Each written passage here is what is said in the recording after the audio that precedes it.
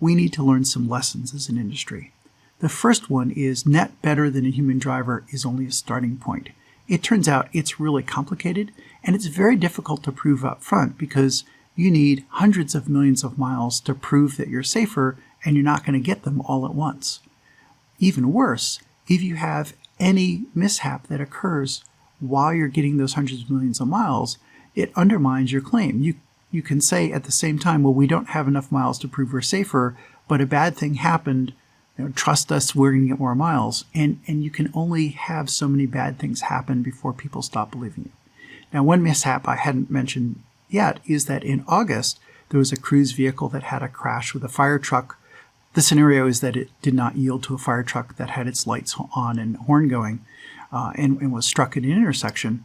This caused California DMV to ask crews to cut their deployed fleet in half, so they were in effect on probation when that other later pedestrian crash happened.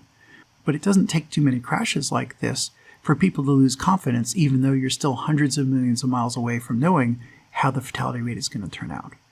So to really stay the course, you need to not only say we're going to be better than a human driver and have some argument saying you're on your way, but you have to address a bunch of other areas as well. And those include negligent driving, risk transfer, recall issues, safety standards, ethical and equity concerns, and sustainable trust. And I'll hit each one of those in turn. If criteria number one is you have to at least be better than a human driver and you have to have a way to show that,